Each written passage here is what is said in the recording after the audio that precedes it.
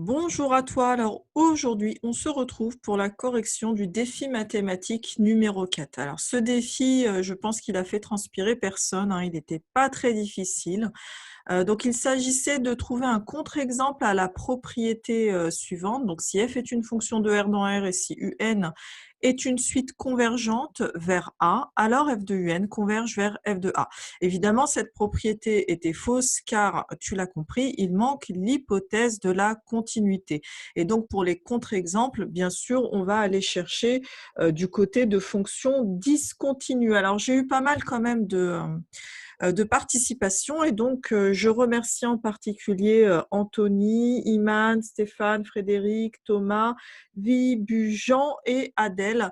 Voilà, merci à vous. Alors je ne citerai que 2 ou 3 contre-exemples, mais vraiment, je remercie chacun d'entre vous pour la participation active à cette chaîne. Allez, on y va pour les contre-exemples.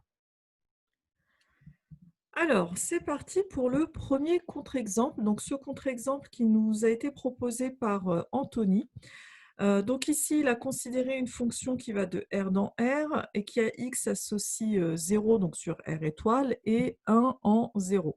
Il a ensuite défini une suite UN qui vaut 1 sur N pardon, et qui donc va tendre vers 0 en plus l'infini. Alors, qu'est-ce qu'on constate? On constate que f de un est nul, évidemment, puisque la suite un, elle, est non nulle, tandis que f de 0 vaut 1. On a donc une suite un qui va tendre vers 0, tandis que f de un, elle, ne tend pas vers f de 0.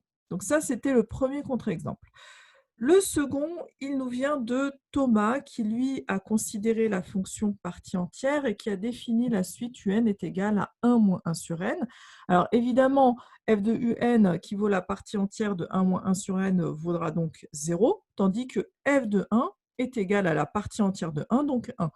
On a donc une suite à nouveau UN qui va tendre vers 1, tandis que f de UN ne tendra pas vers f de 1.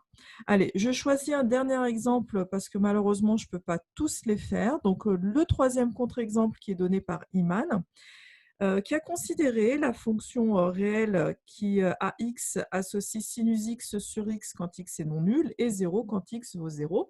Elle a considéré aussi la suite UN qui vaut 1 sur n et qui va donc tendre vers 0. Alors à nouveau, qu'est-ce qu'on constate? On constate que f de UN va tendre vers 1 et f de 0 vaut 0. Donc conclusion, on a une suite UN qui tend vers 0, tandis que f de UN, elle ne tendra pas vers f de 0. Voilà, donc je vous dis encore bravo à tous ceux qui ont participé. Et puis, bah, moi, je te retrouve très bientôt pour la prochaine vidéo. À bientôt.